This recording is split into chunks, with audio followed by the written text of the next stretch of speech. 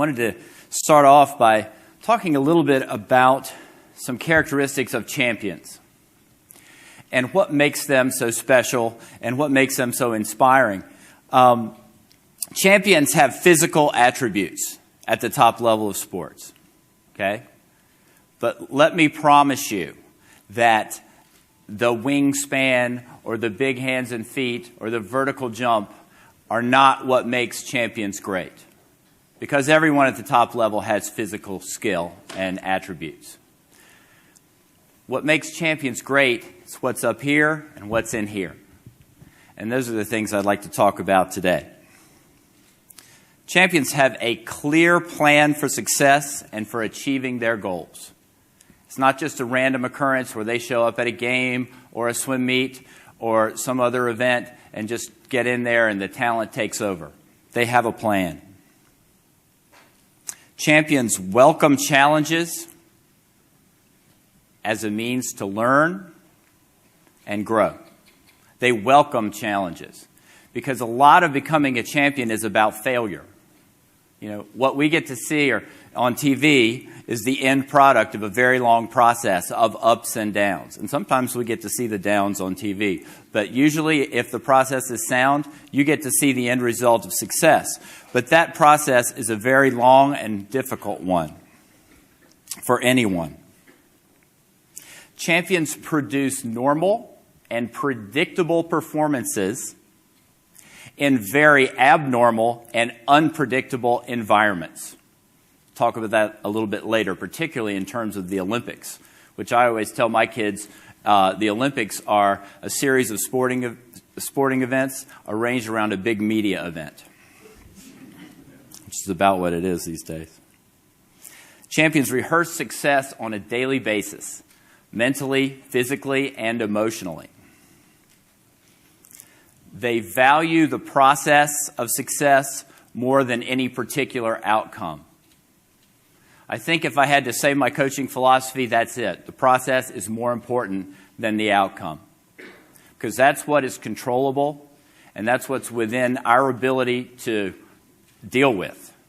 The outcomes are largely dependent on what other people do. I think Nick Saban, coach at Alabama, he has a really good saying. He says, don't look at the scoreboard, play the next play. And that's what we try to do when we're swimming. We don't worry about what's going to happen at the end or what place we're going to get. We worry about how we're going to do the first turn. Most importantly, champions have a dream, because that's how this whole thing starts. And they have a passion for pursuing that vision of success that they have, that will overcome obstacles, get them through the tough times, and carry them to some spectacular performances throughout their career. The dream is critical, because that's where it starts. And the dream is not something incredibly specific. It's something emotional, something that gets you here.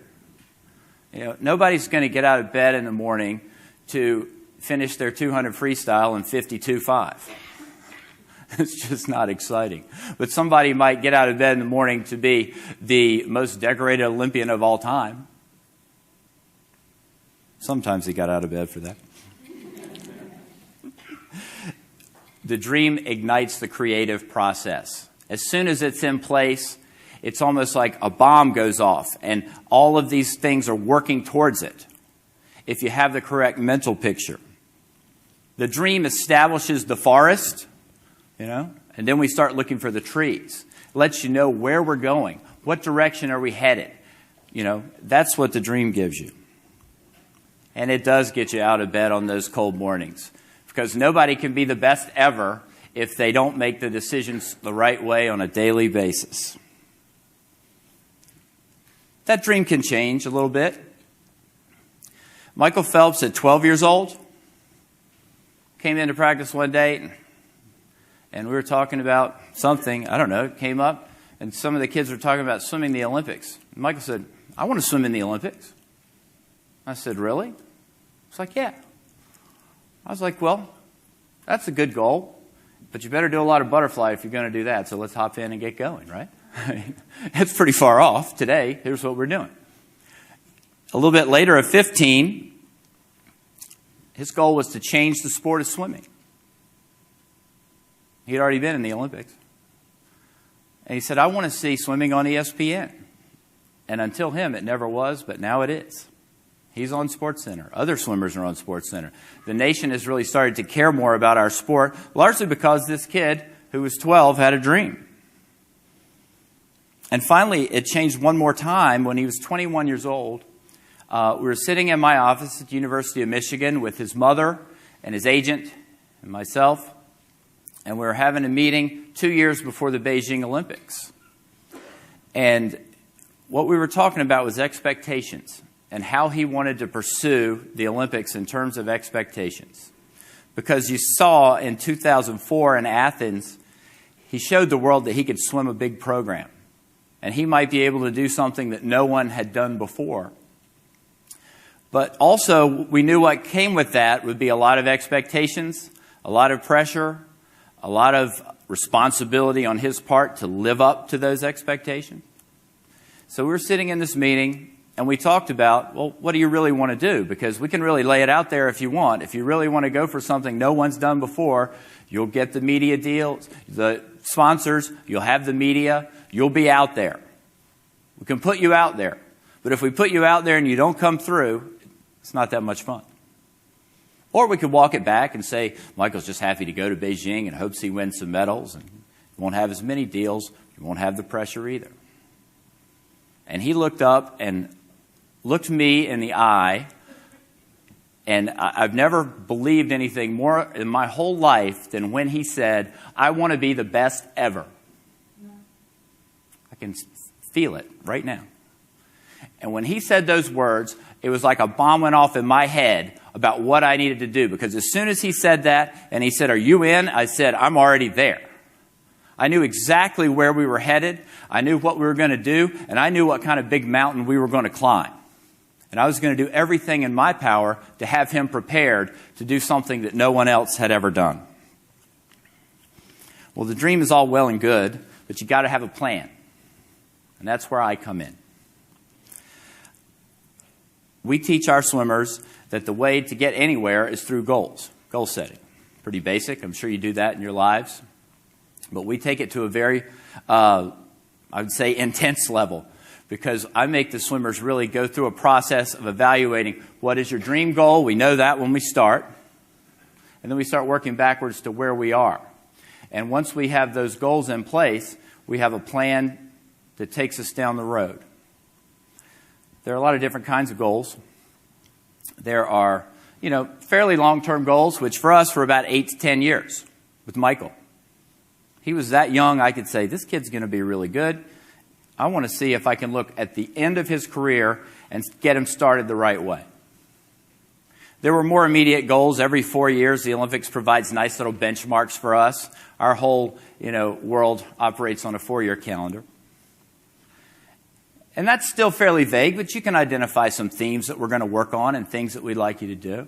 And then finally, you get down to about 1 year, and we can do that really specifically. I can plan what I want an athlete to do every day for a whole year with some real reliability. Unless they screw it up, of course. And then we change. But the most important goal that they have is short-term goal, and it's not even short. It's what I call the immediate goal, and it's where the rubber meets the road. And that is, what are you going to do right now? I'll give you an example. Any of us here could list all the benefits of eating better, right? Eating healthy. Going to live longer, going to live better, going to feel better, might look better. Everybody would agree with that. Everybody could find a resource that would help them come up with a plan to do that. And even a time frame. By 6 months, I would like to achieve this. But the key decision in all of this process is going to be, what do you do when the cookie's in your hand? You're going to put it in your mouth? You're going to put it on the table. That's where progress is made. I'm about 50-50 on that one. But sometimes I make it, sometimes I don't. But that's what we do in the goal-setting process. And Michael's very good at goal setting.